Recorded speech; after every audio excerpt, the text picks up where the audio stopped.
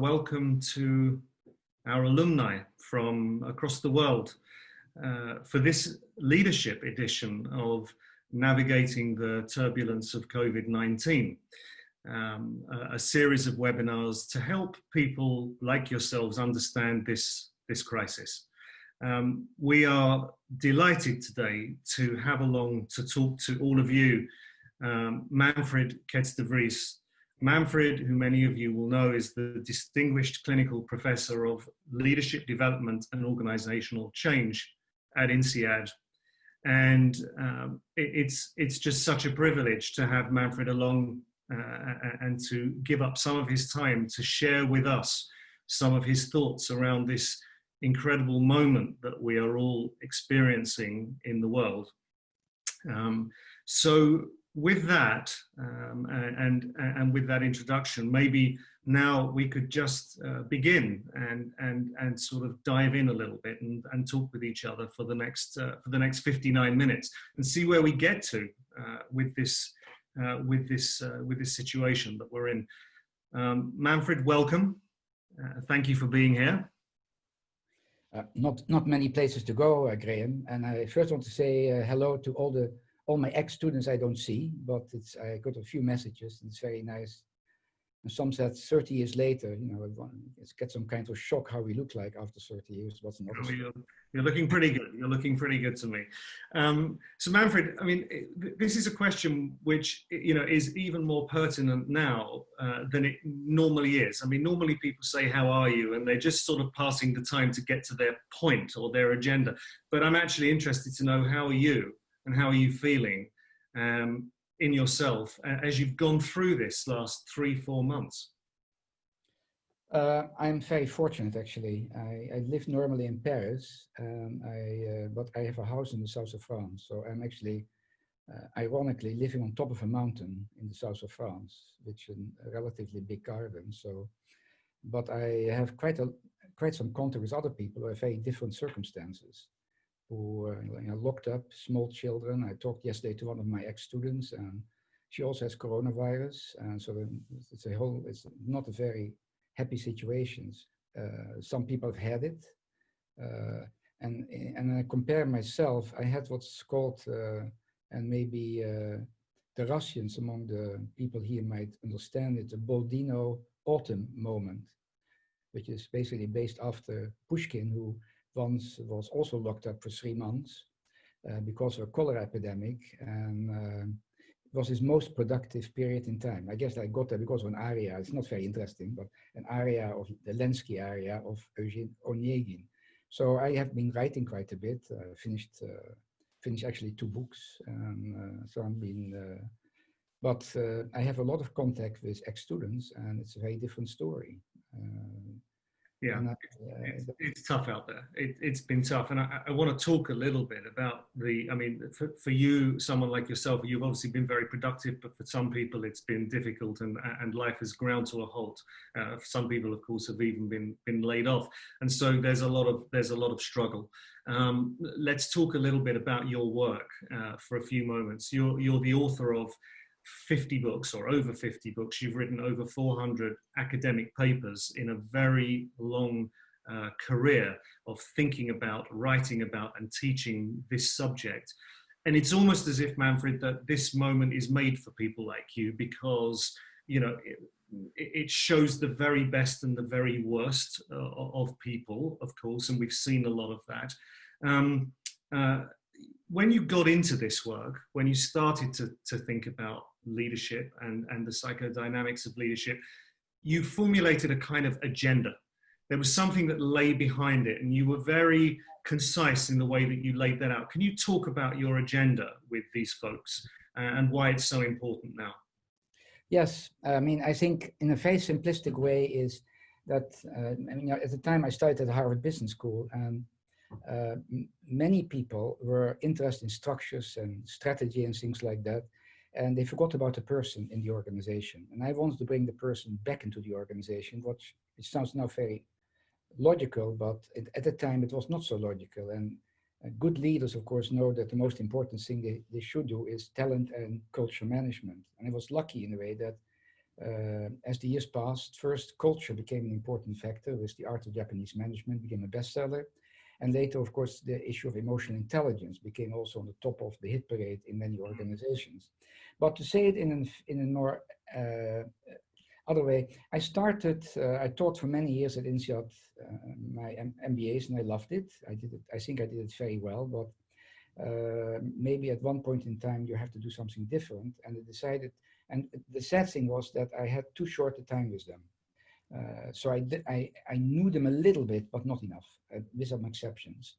And so I decided to have a more reflective seminar, which was actually by Dominique Heot, who's dead now, called the CEO Recycling Seminar, in which I take around 21 people, which became actually, was probably the longest running seminar at INSEAD by one professor.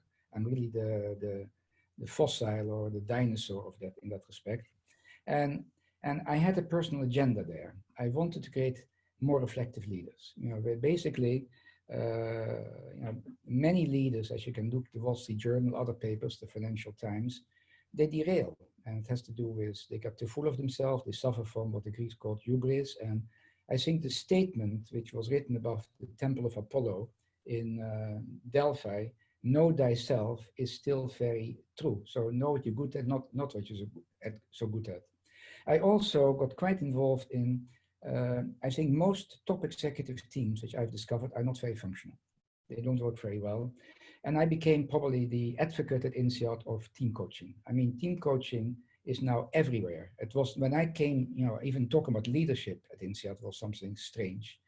That was not done. But now, team coaching, of course, I'm nothing against one-to-one coaching, one-on-one coaching, but team coaching, you have a better chance that something happen. I always say, give me a somewhat dysfunctional team, neurotic team, and I make something out of it in a few days. And so the team coaching idea, and I think what was very pleasing to me, that everybody got team coaching eventually, except the major constituency, which is MBA, because it's so expensive, because it's not mass production. And now also the MBAs have it. The other thing is, of course, when you look at the Gallup poll, it says 85% of people worldwide are not engaged. 85%. Imagine if you just increase a few percentages, what it can do to the organization. So many organizations are not great places to work. And to me, always a great place to work is when you say, I would like my friends and family to work there. And that is actually very rarely said. Many organizations have not a very, some are very toxic, actually, to be very frank. And so again, partially by my interest, I have two heads. One is I'm a psychoanalyst, and the other head, I'm an economist or management professor. And so I try to make the joke about, I combine the dismal science, to quote Keynes, with the impossible profession, to quote Freud. And of course, an important thing is that professional and personal life are very intermixed. It's not, when your personal life is no good, it has an effect on your professional life and vice versa.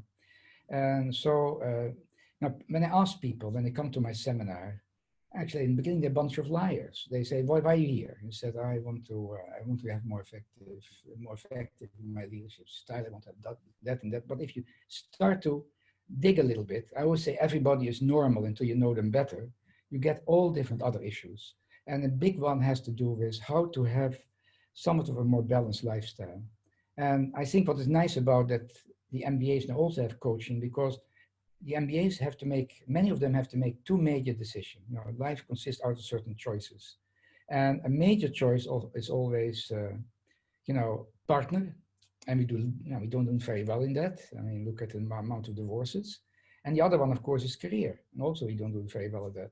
And so I was thinking, when I studied first in Holland, if some of my cohorts would have some psychology 101 or some coaching, their lives would have, the trajectory of their life be very different. So coming back to a long story, answer to your question, I wanted to bring the person back into the organization, and and create reflective leaders. I had a friend and colleague, and when people ask me, what do you do in the seminar? And he would say, I always used to fall in love with narcissistic women, but I don't marry them any longer.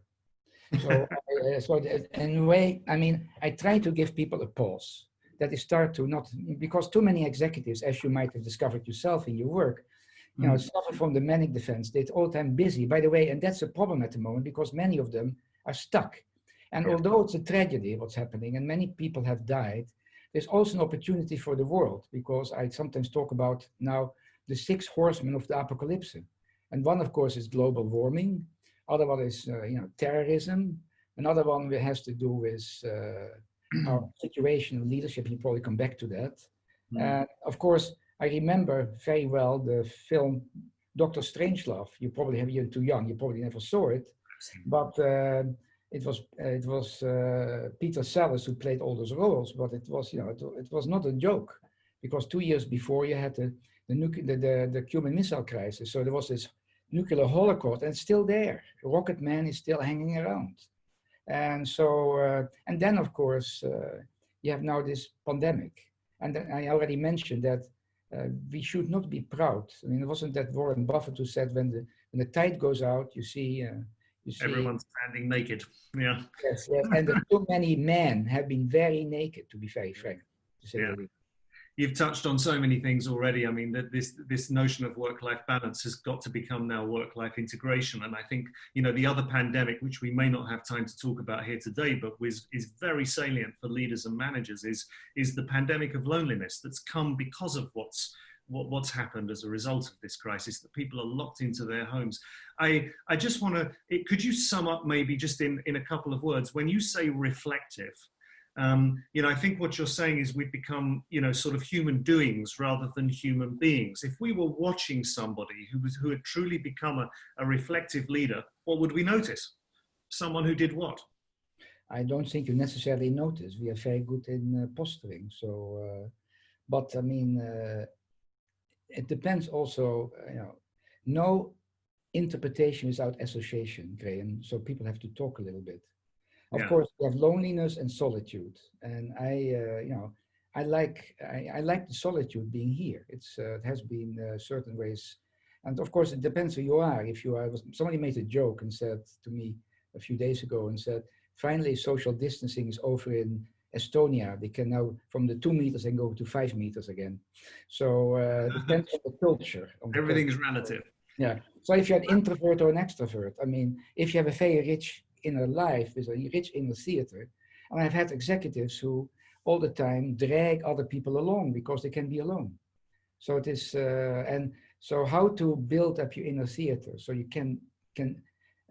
you need both, of course. I mean, we are social. When you talk about you go to some very basic things having to do with the major existential concerns human being has, and one, of course, is meaning. And meaning, of course, comes from we have this unfortunate frontal lobes, which means we can look ahead and we know you're going to die. And now it's even more threatening than before. But because of that, we're looking for meaning. So meaning consists out of what I can see, out of things like belonging. We are very social animals from an evolutionary psychological point of view. It also has to do with what are your gifts? What are your gifts? What are you good at? I mean, you are a good teacher. And so you get some pleasure out of teaching. And that's, I think, there's artisanship or writing, whatever that might be. And everybody has some gift. And I think one thing you have to discover is your gift. The other one, of course, has to do with control. I already made a comment about people like to have voice, to make choices. You have so many choices. Do I choose the right partner? Do I choose the right company, organization? Is this the right thing for work? And then I think also, the element of going beyond the self, this element of transcendence, I find is all. Of course, you need a purpose. Purpose, by the way, is future-oriented. Meaning is the whole package. So in a way, you have to look at meaning as the center of a bowl, is belonging, transcendence, control, and competence all around it. And so that is what we're struggling with. And I think the pandemic, sad as it is also an inflection point. Now, one French philosopher, in his usual optimism, was asked, what will the life look like after the pandemic? He said, the same, only worse. Now, that's not what I'm looking for. I would, I think without hope, and I'm babbling too much. That's all right, because you touched on something that I think we want to talk about next, which is, this notion of development, this notion of transcendence. And one of the things that you talk about often in your classes and with your students, and you've talked with me about it, is this notion of Plato and the allegory of the cave. And I really like this idea because it's contextual. And maybe you could tell the people present here a little bit the story of the Plato and the allegory of the cave and why you feel it's very useful, especially now. Actually, it's a story behind the story. I was quite a few years ago asked by a very small consulting firm, not two, it was, I don't think 200,000 people work for it. And they had a meeting of top management and they're really quite nerdy, you know, a lot of engineers. And so the VP HR asked me if I could say something why emotional intelligence is important, which was interesting to me. You have all those, so there was a group of, I think, 30 people, top management of the top group of this very large, I mean, you can imagine which one it could be, you can make some, anyhow. And I said, how can I, you know, what I do with the things I do are experiential. It's, you know, and it's very hard to explain certain experiential things. And then I thought about Plato's Allegory of the Cave, which is really the story of, there are a number of prisoners who are tied up. They can only look in one direction. It's dark, quite dark. There's a fire behind them. And sometimes people pass by behind them. And so the shadows are projected in front of them. It's like we now, like Zoom, we are two-dimensional. Yeah. Two-dimensional situation. But also the sound in the cave is probably not completely as it should be, with the echoes and whatever it might be. Now, one of the prisoners managed to escape. He gets out of the cave and he sees all the colors. The world is a whole different world out there. It's fantastic. So then he goes back into the cave. But how to explain to the people in the cave, no, this is three-dimensional world. And I guess when I talk about the psychodynamic-systemic orientation to organizational analysis, it's really adding another dimension to it. I mean, I did a little work with, one of the top choices from the MBAs after they graduate, consulting firm, the premier strategic consulting firm, and the agenda, and you also have worked with them, and you know the agenda was really how to make them less nerdy, how to be able to implement things, how to pay more attention apart from talking about strategy and structure, about the human beings. And so that's what I've been trying to do, because how do you want to look at the world? Two-dimensional, three-dimensional. And one thing which is very important, I said it earlier already, most people are strangers to themselves. They don't realize why they're doing what they're doing. And so when you talk about reflective leadership, I use this term, the clinical paradigm or the psychodynamic-systemic paradigm, in which I want to illustrate them that there are other dimensions. Now, the world of fantasy, the world of dreams, the world of symbolism. What you see is not what you get. It's you have to really, for example, when I have a consulting assignment, I listen very carefully what's not being said, and how things are being presented. How do I feel listening to the stories? So coming back to the kind of this, the psychodynamic, in a way you have to be as a practitioner of this orientation, which is basically in addition, you have to be somewhat of a Sherlock Holmes. You have to really decipher what's going on. Even though there are sometimes very strange phenomena taking place in organizational life. This is a slide, I believe. Julia, could you show the slide? The next slide. Yeah, that's the slide. We have a lot of questions from the audience, by the way, Manfred. So when you I'm not there. I'm not there. Let me finish a little bit of this. Yeah, do. No, do. So what much of what happens is beyond conscious awareness. I mean, there's so many impulses which are conscious. Very few impulses are conscious, but there are millions of impulses, all the time taking place which are unconscious. I mean, I remember actually I broke once my spine, and when you walk, you don't think about walking. I had to learn how to walk. So it's one step forward, the other step forward. Also, the past is really the lens through which you can understand the present and shape the future. For example, many people may get stuck. They have a certain trigger mechanism that gets them angry, sad, whatever, joyful, but usually they get triggered off, and a certain behavioral pattern, which is good at 15 or 10, may not work anymore when you are in your 40s. And so you have to, and by understanding where it comes from, you might start to practice. It doesn't, that's the reason if you want to really have serious programs it has to be modular because you have to work things through. It takes time. It's no instant. I would love to have some magic pills to say, okay, we're now human beings. That's not the way it works. We also have defenses, from very primitive defenses. And I mean, your favorite character, as I know, is Donald Trump, which is such a caricature of malignant narcissism and primitive defenses and things like that, and Peter Panism. You've just upset half of the audience. I'm not allowed to talk about him, I believe, is you. That's you mustn't, no. But I've written actually one of my books, the first part of the book, I think one of my last books was really dedicated to him because of this kind of cult-like behavior also. Anyhow, I'm at this whole malignant narcissism. And of course, talking about blind spot and defense mechanism, the very primitive ones are splitting. You know, people with the white cowboy hats and the black cowboy hats, and of course projection. I didn't do it, he did it. And scapegoating all the time. Very typical denial and projection and splitting. So those are, and some of the things you have to become aware of. And to become, and I think, I'm rattling, but I have to tell a story. I had one student in my class a number of years ago, and he sent me during the pandemic an email and said, Manfred, the class is still in my head. It's nice, that's still in his head, and the participants are still in my head. And I made a decision. He runs a very large company. He said, I made a decision. I'm not going to furlough anybody. I'm not going to take salary. The top management team gets a serious salary cut, and they get some shares. They can eventually, you know, I'm giving my creditors more credit if they need it. And I collected so much money for this, you know, for the protective devices for the hospitals. And I said, I mean, and he's not necessarily a very secure individual. I said, I had the courage to do it. I wrote a little article about it, about courage.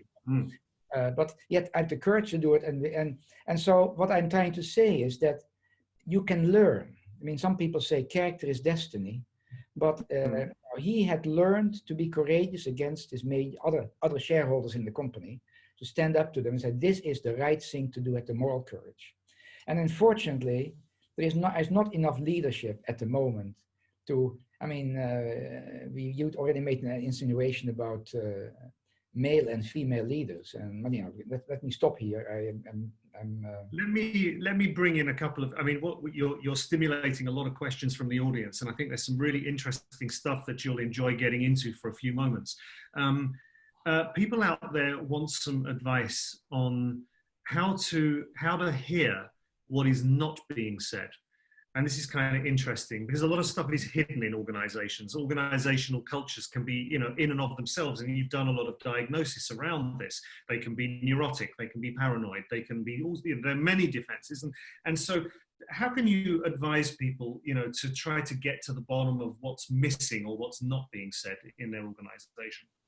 Unfortunately, it's a trajectory. You have to, I mean, you took, for example, at INSEAD, the course on executive change. And, you know, that's a also a long journey, 8 modules, in which you really become sensitized. You know, partially, of course, it has to do with, you get actually somewhat of a group coaching introduction and learning about yourself.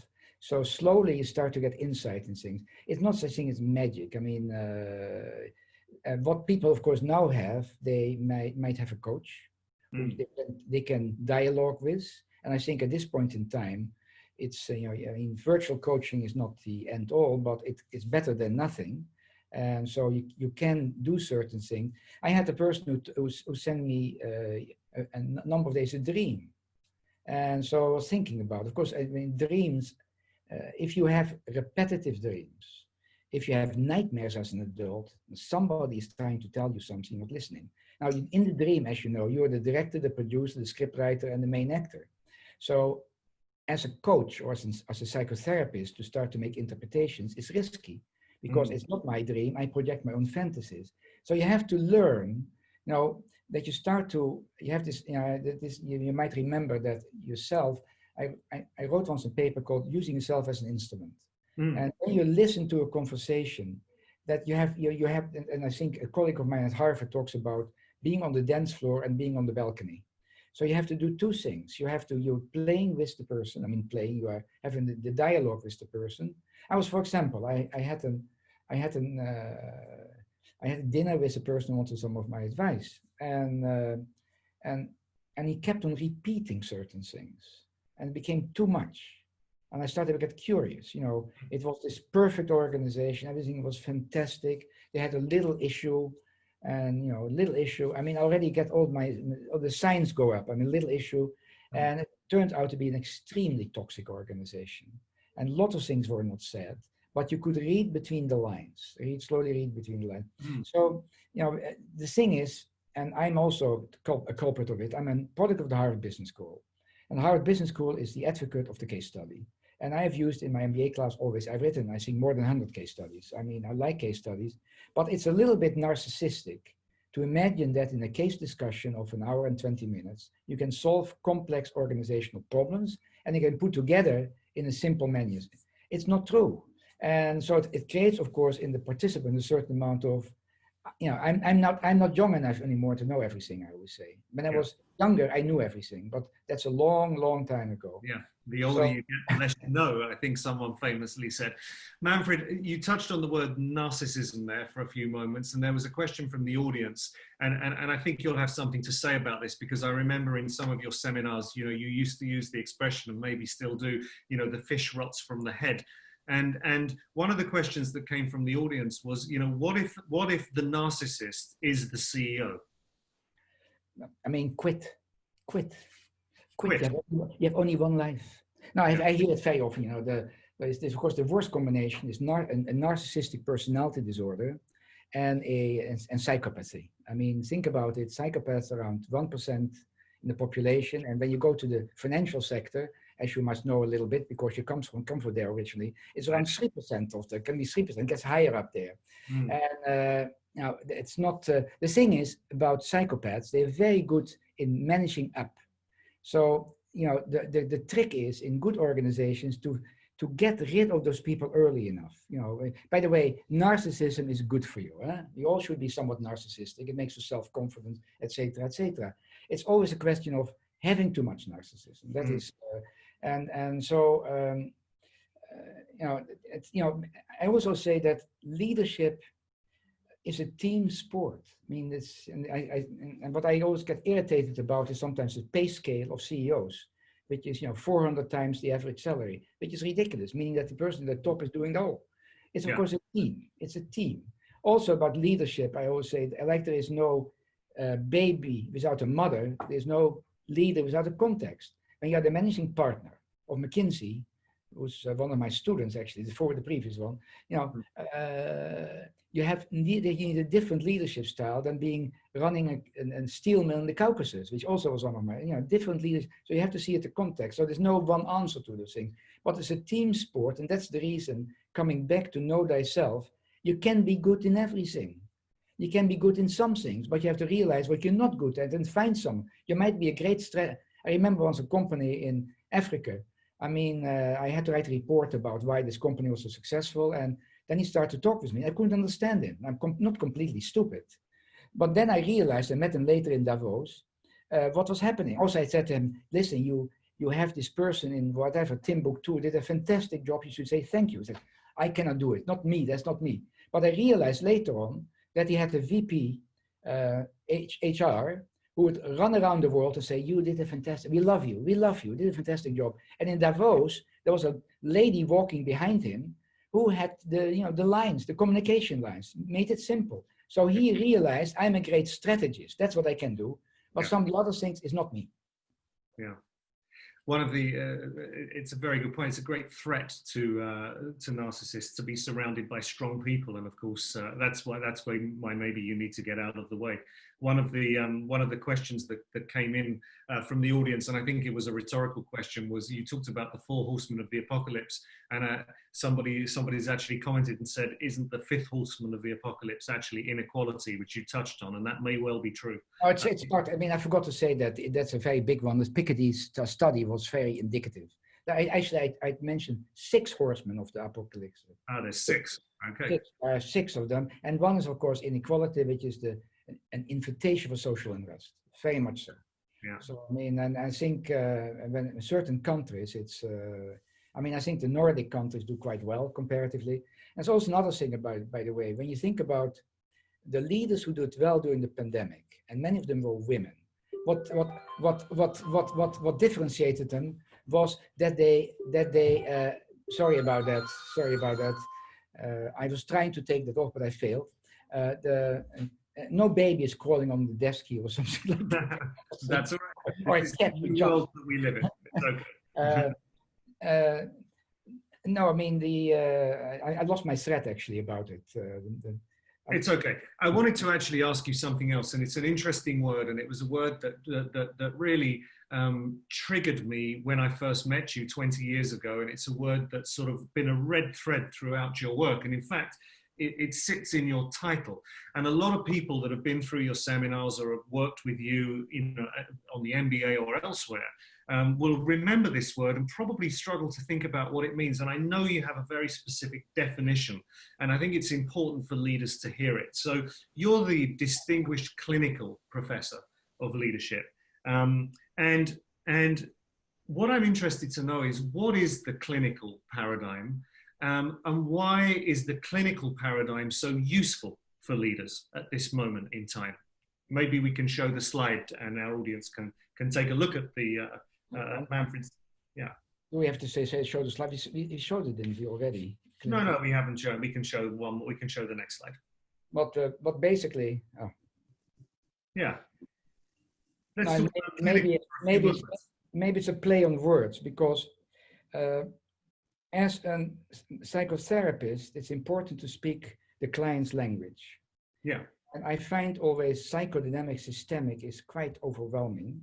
Now, clinical, you might say the same thing about, but at the Harvard Business School, when I was there, I spent quite some years, they talk about the clinical approach. Now, their clinical approach is rather lightweight. It's the case method. Clinical, of course, means by the bedside. So when I look at my clinical orientation or clinical paradigm, really has to have a deep look in organizational life. So in that respect, I'm a little bit of a frustrated anthropologist to really, what is going on. And as I said earlier, the most important things for a leader is really talent and culture management.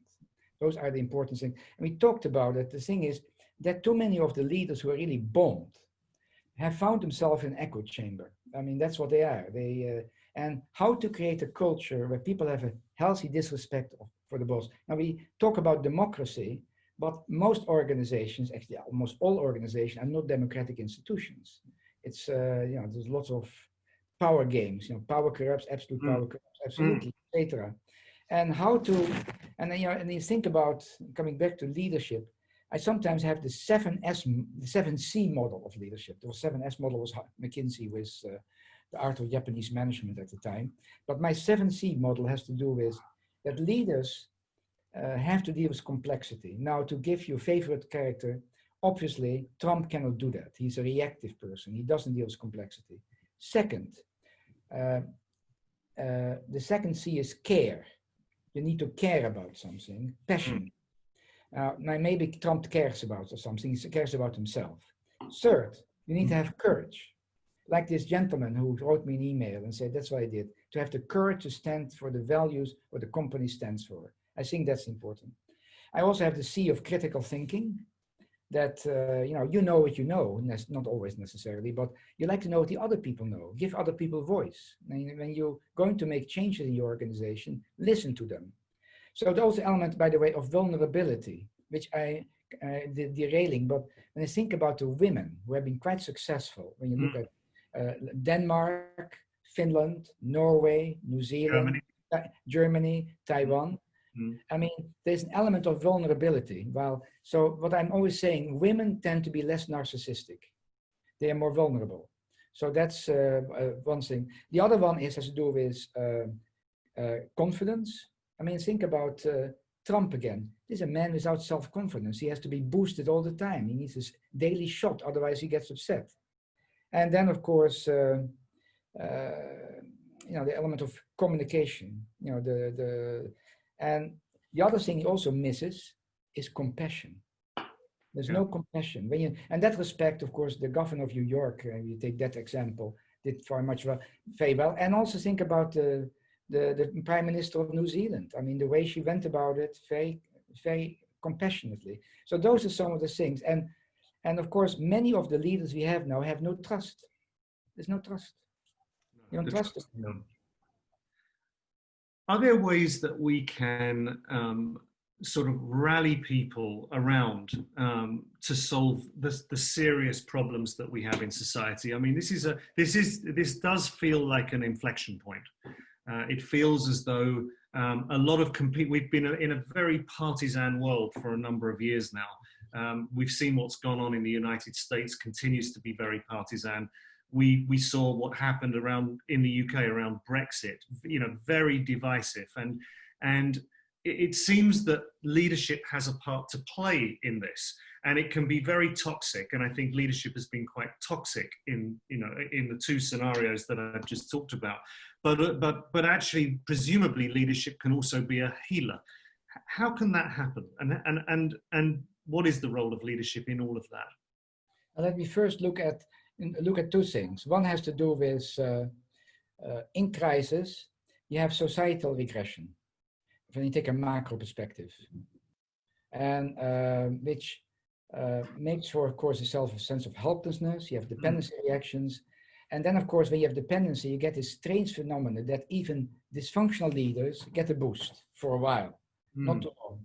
You also have paranoid reactions. In this case, of course, with the pandemic, it's an invisible enemy, to say the least. It's actually interesting when the comparison again with the pandemic with war, because it is in a way a war, because when leaders make mistakes here, I mean, too many leaders are basically it was an expression once, lions led by donkeys, and so it costs thousands of people's life. It's not just a minor thing; it's extremely serious. And of course, when we are dependent, we look for messiahs, and there is always a tendency. And that's human nature. It's partially, you can talk about our Paleolithic background for evolutionary psychology. We look for somebody to lead us, and it's an opportunity for the inner autocrat. So you see that quite a few of those leaders, and I don't want to mention them, there are quite a few running around there. The inner autocrat, you see an opportunity there. So that's one thing. That's the macro. The micro part, of course, you touched upon in the beginning when we talked about the clinical perspective. Social distances is an unnatural act. It's an unnatural act, to be very frank. And it creates mental health issues. You get anger, all the emotions, mad, bad, sad, and glad. For some people, it can be a way of kind of rapprochement, but for many, I mean, you're locked up in a small apartment with children who have no school, and you have to school them. You get an increase in violence in certain, and you can see that the helplines and particular wife beating and all this kind of thing have taken place. You might even expect a rise in divorces after, if this is over. Of course, the game changer would be an antidote. So you have. And so this frustration for the need for belonging, and I said also substance abuse, drinking, and depression. So in a way, when you think about organizations, it's a time to reach out also to your people. You cannot, that's quite important. Maybe we could talk a little bit about that, because Manfred, I was reading a study which came out a couple of weeks ago that talked about the public response to this crisis, and it said that in Western democracies, and I think we can only use that as our data point here, in Western democracies, during the first phase of the crisis about 3 months ago, trust in government went up to levels that had been sort of not really seen since the Second World War. But in the last month, they've collapsed quite dramatically, and what's happened, and this is quite interesting because it's almost like inversely correlated to what's happened in the stock market, is that the stock market, of course, collapsed at the beginning of this crisis, but gradually it seems that stock prices are recovering, and therefore, if you use a sort of straight line of correlation and causality, that trust in organizations is starting to rebuild as well. And one of the questions that came from the audience really was, how can we ensure that organizations don't, in a sense, leverage this opportunity to the detriment of their people? Because as you said a few moments ago, it is an opportunity, but of course, well, as we've seen dramatically in the United States, millions of people have been laid off and they may never recover their jobs. And so there are organizations out there that we could label as toxic. How do we make sure that organizations become even healthier as the opportunity from all of this? They will do it anyhow, by the way. I mean, never waste a good crisis. And you, as an ex-investment banker, know that there are quite a good number of opportunities available. But if you're the CEO, and I think about, again, the CEO who contacted me about what he's doing, I think the important thing is to provide meaning. As in the meaning making is very important. What you're doing is meaningful. And of course, certain industries lend themselves to that much better than others. And I guess also at INSEAD, actually, you build scenarios. You build a number of scenarios. What are the best scenario, the most likely scenario, and the worst scenario? So you can actually work on that and keep people. And the most important thing is, I wrote many years ago, I think it's probably more than 20 years ago, I wrote an article called The Downside of Downsizing. And the downsizing, the problem with downsizing is, as a senior executive, you most likely don't like to do it unless you're a sadist. And so you retreat. You don't want to show yourself. And you have to really show yourself more and communicate, and try to get, if anything has to change, try to get the people involved. So give people voice, coming back to a basic human need. And another thing, which of course maybe sounds very self-serving, is not to cut training and development necessarily, because this might be an opportunity to say, okay, it's going to be a new world out there. What kind of skill does this organization need to make it somewhat of a new world? What do we need to change? So it could be also a period of some creative thinking taking place in the organization. But unfortunately, as you know, now coming back to one of the things in the world has to do with lack of trust and too much greed.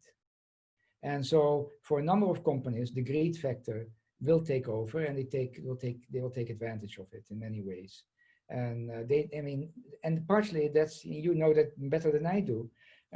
Too many companies have been managing for the short run. I bet that family-controlled companies will do better in this crisis than the public, because they have a longer time perspective than the other ones. And you might say, okay, sometimes there's nepotism and things like that. I used to be not necessarily the greatest advocate of, this. I've done quite some work in family business, and I've seen the detrimental effect of nepotism. But meritocratic nepotism has a meaning. And of course, if there's a strong value-driven organizations, they are not, making the rank and jank kind of organization like companies like Enron was. And coming back to your comment about when you have a narcissistic, toxic boss, I get that question so often. My advice is, you have only one life. If you see it's not going to change. Of course, it's easy to say if you need to pay the mortgage and children's tuition fees and things like that, but still, get the hell out. Find a way to get the hell out of there, and have a more meaningful life. That's what happens in many of the seminars at INSEAD. They go for the longer programs, and they have some aha moment, and they say, listen, is this what I want in life? I want to do something else. I want to feel more alive. I'm not engaged, coming back to the Gallup poll. Someone out there wanted you to talk a little bit more about executive development and why you see it's important and its relevance in the world. And you've just touched on part of that, which is, of course, that it gives people an opportunity to reflect. But people have been questioning recently whether business schools or this kind of intervention is in fact the future, and can we do what you've been doing for 30 years over a Zoom call? Or do you actually think that there is a place for people getting together and being connected physically, in a sense, in the world? I'm old-fashioned. I did my first module of call in January. It's a 4-modular course over a year, and it was the best module I think I ever had. It was fantastic. So pessimist as I am, I said, Murphy must come. Did I imagine I thought somebody is going nuts or whatever it might be. Some resistances will come up, but we got the pandemic. That was the last thing you could think of. So how to continue it? And we tried one way of keeping the contact, but it's very hard. people who were my MBA students might remember, I mean, I looked at this class of 75 people, of which I know all their names and had some idea of their background. It was an orchestra. And I learned to be very intuitive, talking about, very intuitive to see who should I pick. And in this kind of and who could make an interesting contribution to set the right tone for, and that of course in this somewhat senior executive seminar, it's the same thing, how to pick, and it is much more difficult on Zoom. I find it, but it's better than nothing. And and there's some positive sides to it too. You know it yourself, packing your bag, going to the airport, standing in line, going to security. And this here, I sit behind my desk looking outside and looking at over the hills here. It's something nice about it, but it's not the same. I think it always has to be a combination. Now, we will see, which is, of course, in that respect, it's a tipping point. Many things will be done, much more will be done over Zoom, over virtual. It's going to happen because one of the reasons that people, there are two reasons, of course. Why do people go to work? You can say, do they really have to go to an office? Now, of course, it has a social belong. Our social needs are somewhat met. But a lot of the work you can do at home. But bosses, quote unquote, like to control. So this is a great social experiment. They realize work can get done without them hanging over it. Now, some people, it's true, we are not all the same, may need some stimulus, some visual stimulus sometimes, but there are ways to go this, so there will be much more virtual work, and some companies, as you know, already have decided. Twitter is, I think everything is going to be virtual, you don't need to, but still there is something to be said of, look at INSEAD itself. The real deals I always felt were being made at the bar. That's where action took place. There was a social interaction. And Vries companies, when you look at design of architecture, really have those places, coffee places where people can get together. So the design of your office structure, but you don't need an office necessarily anymore. That's that's maybe you need something more. You get meeting rooms and whatever it might be. So that's going to change. And also in other professions, like medicine, do you have to visit for general practitioner so much? No. Some of it's a waste of time for everybody. So all those things are going to that. Now, when you talk about the inflection point, I see, a pessimistic scenario and an optimistic scenario. The optimistic scenario is probably related to, more of the same, and you saw the element of, I was very disappointed with the European Community, for example, where they were circling the wagons. There was no coordinated plan at all. And, people scapegoat, social unrest, all those kinds of things. You might have an Orwellian. And also people will have monitors on themselves, this kind of big brother is watching scenario. But the other thing is that we can create more Gemeinschaft. You have this Gesellschaft and Gemeinschaft, which is more community sense. But it means we have to become more selective in our selection of leaders. And we don't do a good job there. It's, and I think the social media outlets have become a closed circle very often. They have done a lot of damage in many ways. When you talk about Facebook and all those Twitter. Twitter, of course, is slowly getting some push to do something about the Twitter king, who is doing nothing else. But I said already, innovative ways of working. And also, and America has been a sad example about the lack of a social safety net, for example. And you see what's happening there. It has been a total mess. And actually, the country you live in, Graham, under your leader, has not done very well either, to be very frank. And so, when you talk about trust, when you go to in the Nordic countries, there's a lot of. I was listening to a lady today who lives in Norway, and she has been working with the prime minister, who's a woman, and a lot of trust, about being vulnerable, being consistent, being somewhat predictable, being available. All those things are very important things. And then, of course, it sounds paradoxical, but we have to invest in better in global organizations. Unfortunately, many of them have become quite dysfunctional. But as you have seen with the pandemic, it's not one country. It's worldwide. It's a war. Connected. We are all together in it. Now, certain things might change, but we're all connected. So how to have this sense of community, because you want to have some of your own identity. You have to use language with symbols. That's, by the way, one of the richness things of a place like Europe. When you go from one country to the other, all the different architecture and things like that. So you want a sense of community, but also you have to be able to work together. And I think INSEAD is a fantastic example of that, because it was really founded after the Second World War. We don't want any war anymore. We want people to work together. So if you, and originally, as you know, there were 3 languages, but that went down the drain. But when you have in a group, a working group, someone from, like in my CEO seminar, one from Lagos, one from Calcutta, now one from Sydney, one from Moscow, and you start to understand each other. You build a network. You see, we all actually, one of the biggest aha experiences often, we are so similar. We are so similar. We may have some different, but we are so similar. And so this scapegoating, which is unfortunately demagogic leaders do, is not, the thing is, when we get anxious, we regress. And I don't want to quote again this French philosopher, how will it be? The same, only worse. I have hope. Without hope, as a leader, you're a merchant of hope, to quote Napoleon. You have to create hope. You also have to, you're not Superman or Superwoman. And I think many men could try to be more vulnerable. I mean, it's a very strong, at INSEAD, in your programs, when a man cries, it's a very strong statement, but men are not supposed to cry. That's not, that's not done.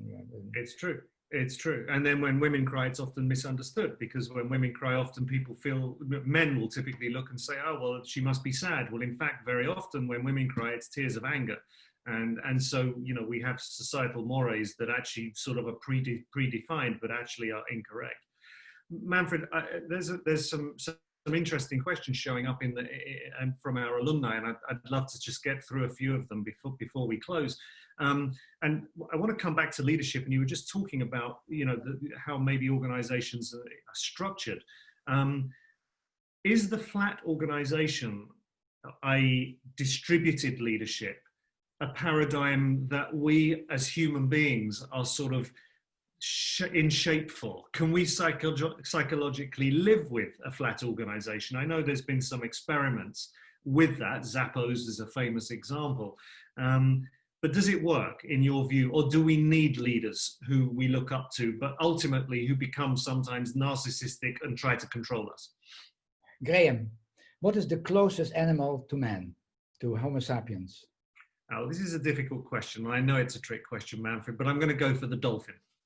No. Okay. You have to go to the great apes. The great apes. Okay. So which of the great apes would it be? The silverback gorilla. You're again wrong. You're obviously not a zoologist. I'm a colossal. I'm not a zoologist. I'll have one more guess. The chimpanzee. Yes, but what kind of chimpanzee? I didn't know there were different types. Now, there's something called the bonobo. Now, of course, we all know about the orang-utan, the gorilla, the chimpanzee, because Walt Disney has made lots of movies about it. But the bonobo is excluded because it's X-rated. Make love, not war. And it is a matriarchal society. It's a networking society. So anytime a male shows some violence, the women zoom in and neutralize the male. So the closest animal to Homo sapiens is a female. It's a female society. But of course, men cannot tolerate that. And so we have actually a gorilla society. And that's actually, I sometimes give leadership 101. So I say, you're the silverback gorilla. You're there in the rainforest. I've seen them. There you are, bouncing. So what's the first thing you do? And so many of the people I talk to in class, they say they have of course one thing in mind, two things in mind actually. They're simple people in many ways. Sex or aggression. That's what it is. Or you beat the other component up. You might threaten you bend, or you have sex or aggression. I said no. The first thing you do is you find the bananas. That's what you do. You have to take care of the stomach. You find, and that's a sense of direction, where to go. And the second thing, of course, is, I come back to my leadership 101, is that in those rainforests, you have dangerous animals like leopards. So this, I try to help them, you see. What's the second thing you do? Is that, of course, and you have small gorillas, you have baby gorillas, you have other, young females, whatever it might be. It's protection, protection. And then I said the third part, this is still my leadership 101. It's you have a lot of blackback gorillas. There's some food. There are also females. Given it's a hierarchical society, order. So the simplest leadership model, going to leadership, is direction, protection, and order. Of course, when you go to Homo sapiens, it becomes more complex because then you have the first thing is still the same, direction. And you saw your leader in the UK and leaders, the leader you like most in the US, bungling terribly in this period in time because they were naked. They were quite naked. So there was not much direction. There was also by the way, your leader is very good in protection. His Dominic Cummings is still protected. He is hanging in there, but at what price? Of course, in the case of Trump, anybody who doesn't say I love you on a regular basis is fired. And of course, the whole thing of order. So the team element. If you are a general and you have a war, you have to figure out the inner theater of your colonels. And so one might be you take him to your tent and say, it's going to be tough. It's not going to be easy, but I trust you. Do what you think is best. The other one is a micromanager. You figured out some micromanager. You give him details. You said, this is your battle plan. And the third one, you said, we're going to lose, you're going to lose, you're going to lose. And so you get so mad, it's going to prove you're wrong. So you have to figure out how to build, again, coming back to leadership is a team sport. And that we forget that very often. So I think in answering my question about sort of flat organizations, and I saw you smile when I asked the question, it seems to me that you believe that hierarchy is probably a better model, but you need someone at the top who you might, and I've heard you use the expression, now you're shaking your head, but let me ask you a question that's sort of related to that. I've heard you talk about philosopher kings. And so if you have someone sort of somewhat benevolent at the top of that pyramid, rather than a silverback gorilla who might be violent, would that be a better model of a hierarchy? And can you talk a little bit about that for a few moments as we close? Graham, it would be fantastic. We have Marcus Aurelius running around all over the place. Alas, the sirens of power. Remember again, power corrupts, absolute power corrupts absolutely. And there are very few people who could stand their way, and not being seduced. Because the moment you are in this leadership position, people fall into, from a clinical point of view, using this claim, what's called the idealizing transference. You have a tendency to look up to the person that you built in. You first were your parents, then was the policeman, your teacher, and so you have a tendency to tell the person who is on a higher position what he or she likes to hear. And you know what? They like it after a while.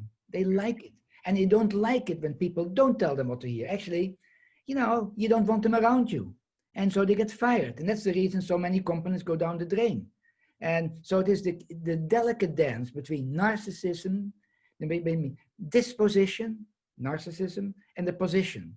And very few people, that's the reason you need checks and balances. I was surprised, for example, reading newspaper that they voted for Exxon against to have the chairman and the CEO not split, having together. It's too much power combined. You need checks and balances all the time. Like democracy, as Churchill said, it's the worst, except all the other alternatives. Yeah. The worst alternative. Because it's all the time, it's a balancing act, because the inner autocrats all the time are trying to come out. I wrote once a book many years ago about finding Shaka Zulu in the attic. We all have Shaka Zulu. We have some wolves inside us who can go crazy in certain circumstances. So you need checks and countervailing powers. Manfred, we have 60 seconds left, and there's one cheeky question that appeared on the chat, which I've saved until last. A group of your students said that you used to ask them in the class, what's the first thing that you think of when you wake up in the morning? And they're going to take this opportunity to ask you that question. So as we close, can you tell everybody here, what's the first thing that you think about when you wake up in the morning? Oh, that's wait a moment. Every morning is different, huh? You have to make it more precise. Is it this morning or it's? I was thinking of I had a dream, and was reflecting on a dream. So that was the first thing. And I pay a lot of attention. What? And that's often the case, that when you wake up in the morning... It's actually interesting about my executives. When the first day they come to my class, they say, do you dream? I said, maybe I don't remember. I don't remember. The third day, it's diarrhea. They all come in with dreams. Suddenly it all comes there. Maybe they're trying to please me, but they have lots of interesting dreams. So the first thing I do in the morning is I reflect on my dream. Manfred, thank you very much for your time today. It's been a real pleasure. I could talk to you for hours, but unfortunately we're out of time. Thanks to all the alumni that came to this session to listen to you, and we look forward to welcoming you along to one of our next webinars. We have Charlie Galunich, Zoe Kinius, Dirk Leuten, and Narayan Panther coming along to talk to you in the near future. So thanks again. Thanks for your time. Wish you all the very best, and Manfred, thanks again. Graham, also I'd like to thank you for asking interesting questions. You're welcome. And most of the questions were from them. Thanks a lot. Thank you. Thank you all.